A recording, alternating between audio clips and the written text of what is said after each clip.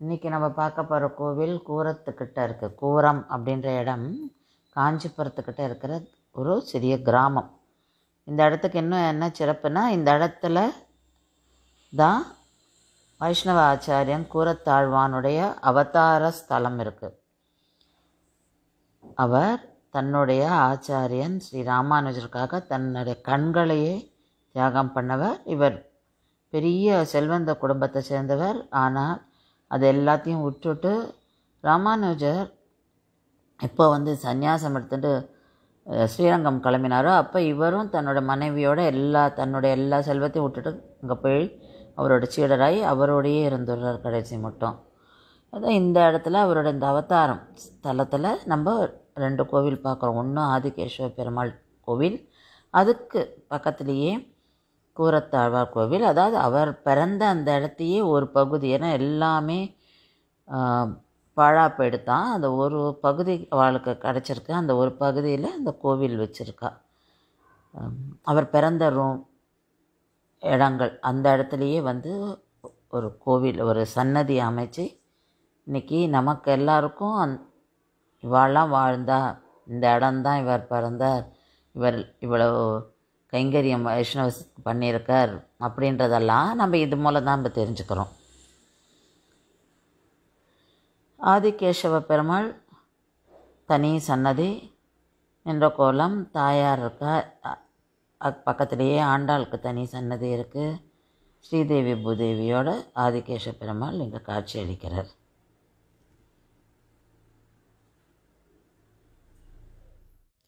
ஆதிகேசவ பெருமாள் அந்த சன்னதிக்கு அதுக்கு பக்கத்துலேயே, அதாவது அதோட டு த லெஃப்ட் அங்கே கூரத்தாழ்வான் சன்னதி, அதாவது அது 2மே தனித்தனி கோவிலில் வச்சுட்டுருக்கா. அங்கே கூரத்தாழ்வான் சன்னதி இருக்குது. அங்கே மெயின் டெய்ட்டி கூரத்தாழ்வான் தான். அவர் மூலவர் விக்கிரமும் இருக்குது, உற்சவரும் இருக்குது. அதுக்குள்ளேயே அந்த சன்னதிக்குள்ளே நம்ம பிரான்ஸ்னால் பண்ணப்பட்ட உற்சவ மூர்த்திகளை பார்க்கலாம். ராமர், சீதை, லக்ஷ்மணன், அனுமான், இந்த அவருடைய பெற்றோர்களால் பூஜிக்கப்பட்ட சுவாமிகள் பெருமாள் எல்லாரும், அந்த விக்கிரகங்கள்லாம் அதெல்லாம் அந்த சன்னதியில் ஏழை பண்ணியிருக்கா. அதான் இல்லை, ஒரு 1000 வருஷத்துக்கு மேலான ஆண்டுகளை சேர்ந்தது இந்த விக்கிரகங்கள்லாம். அதெல்லாம் இன்றைக்கும் பூஜையில் இருக்குது, பூஜை பண்ணுறா அங்கே இருக்கிற பட்டாச்சார். இப்போ எல்லாரையும் நம்ம அந்த சன்னதிக்குள்ளே கூரத்தாழ்வார் எழுதியிருக்கிற அந்த சன்னதியில் நம்ம சேவிக்கலாம். கூரத்தாழ்வான் எங்கே பிறந்தாரோ அந்த ரூம், அதை கன்வெர்ட் பண்ணியிருக்கா. அந்த ரூமை கன்வெர்ட் பண்ணி அந்த ரூமில் எல்லா ஆழ்வார்கள் எல்லாரையும் ஏழை பண்ணியிருக்கா. அது ரொம்ப அழகாக இருக்கும். ராமானுஜர் இருப்பார் அங்கே, மணிவாள மாமணிகள், எல்லா ஆழ்வார்கள் எல்லாரையும் அந்த இதில் ஏழை பண்ணியிருக்கா. அது ரொம்ப அழகாக இருக்கும்.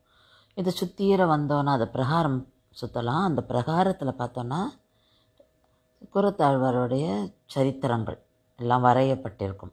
பிரகாரத்தில் நம்ம படித்தோன்னாக்கா அவருடைய வாழ்க்கை வரலாறு நமக்கு தெரியும். அவ்வளோ அழகாக இருக்கும். சைட்லலாம் ஆச்சாரியர்களுடைய சன்னதி இருக்குது.